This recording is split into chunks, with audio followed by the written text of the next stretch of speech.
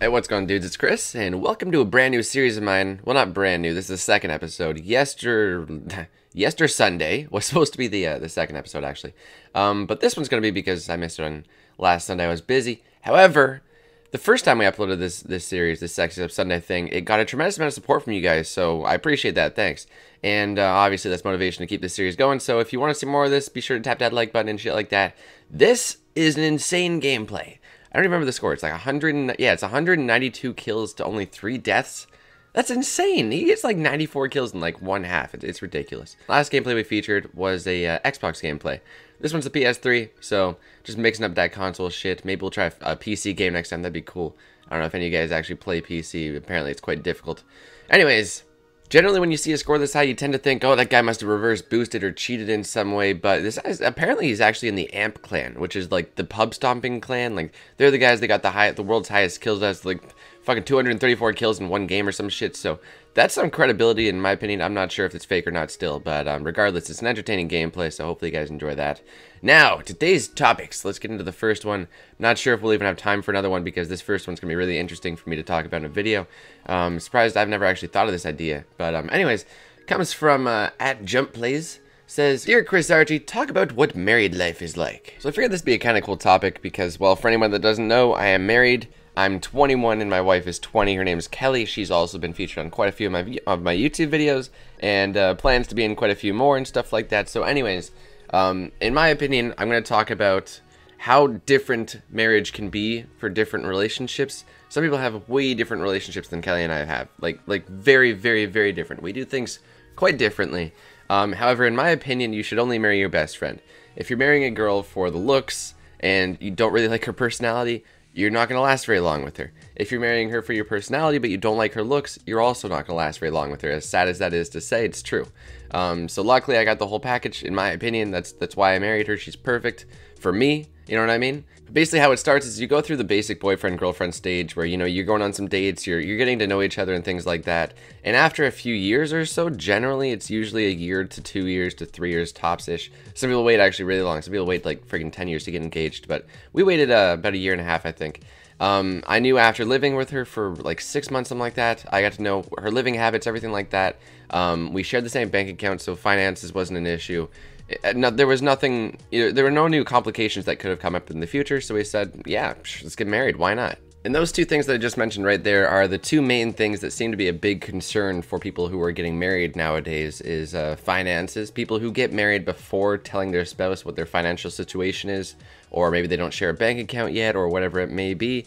That's fine, just we have a different relationship than some people. Some people think my money is my money, your money is what you earn. You can only spend what you earn, I can only spend what I earn. And also, like I said, with the living together thing, people are very different when you live together with them. You'll notice that when you're going out on dates, you know, you're taking your girl out to the movies or something like that, you're trying to impress her and she's actually trying to impress you back. Especially if she's interested in you. You know, she's taking a little bit of extra time straightening her hair or, you know, putting more makeup on or talking nicer, trying to be more friendly and smiling more often and things like that. But when you're living with somebody, you get to see them right when they wake up in the morning without any makeup on, not trying to be anything special, just being themselves. And then you can ask yourself, alright, is this what I want to be with for the rest of my life? And if the answer is yeah, then fuck yeah, man, put a ring on that bitch. That was the biggest question for me that a lot of people seem to not really understand, I should say. Like, I just asked myself, am I ever gonna think that I can ever find a better girl than what I have right now in my entire life? What it seemed like a lot of people were judging me for was kind of asking me like, really? You don't think you're ever gonna want another girl in your entire life? You're not gonna want to know what it's like to be with an Italian girl or anything like that? You know what I mean? Because Kelly is my first ever girlfriend and wife, and I intend on her being my last ever I don't know, significant other. And it seems to be quite surprising when anybody finds out that I haven't tried out every other flavor of girl there is. But since being with her, I've felt happier than I ever knew. I didn't even know you could be this happy and this comfortable with somebody that you can tell them anything and they're not going to judge you. It's honestly like an amazing life I'm living right now, and I wouldn't trade it for the world. I would not want to get back into the dating scene. I would not want to go out there and try to find somebody else, because I know some people that are fucking 40 and single and they're still looking for somebody because maybe they let somebody go when they were like mid-20s and they thought, maybe I can do better. I wanted to wait for a girl that I knew I was attracted to, and I also liked her personality, because you can be attracted to a girl, but if you can't stand to be around her for more than an hour, you're not going to last very long. But anyways, let's talk about what this topic wants me to actually talk about, which is what it's like being married, not actually if you should get married or not. Anyways, it's not that different from me rather, because when Kelly and I got together, we had the standard boyfriend-girlfriend relationship. You know, we went out on some dates and stuff. We talked occasionally, a lot of texting and things like that. It wasn't too intimate. However, after like 6 months or so, we kind of knew that we knew where this was going. We knew this was a long-term relationship. We knew we weren't going to be with anybody else anytime soon, and we considered living together. So we did that for about 6 months or so, whatever it was. And after about a year, actually it was a little longer than that, because after about a year and a half or so of being in the relationship, we both knew we shared the same bank account. We had lived together. We both knew what each other were like at all times of the day. You know, we both have seen our bad sides and our good sides. We both kind of asked ourselves, do I want to be with this guy? Do I want to be with this girl for the rest of my life? And she didn't know, obviously. I had a surprise proposal. However, I knew she wasn't going to say no. I wouldn't have asked the question if I thought there was any doubt in my mind that she would have said no. But anyways, being engaged wasn't that different, aside from telling people. People would be like, oh, is this your girlfriend, Chris? I'd be like, no, she's my fiance. And they'd be like, oh, you romantic man, Chris. And I'd be like, oh, okay, shut the fuck up. Fiance was a weird time, I'll say that. But then getting married was a whole new experience. I feel like there are some few things in life that really bump you up a maturity level. Like, say, getting married, having your first kid, getting your first house. Those are the things that your peers tend to really look at you differently by. Like, they really tend to think that you're more of an adult, less of a kid now. And that was definitely the way it was for my peers, my parents' friends, and everybody. They were all like looking at me like I was a mature, responsible young adult, which was fine, because that's actually what I like to be looked at as. But you know what I mean? I still have my immature days where I'm just acting like a teenager and messing around, even though I'm not a teenager anymore and I'm married. I'm not a single dude. We still go to the clubs now. I mean, fuck, man, we have fun. But yeah, since like I already said, we had already moved in together. We already shared all our money and whatever else not. There were no financial issues. There were no major secrets that could come up in the future of our relationship. Nothing really changed when we got married, aside from a different ring and a different title.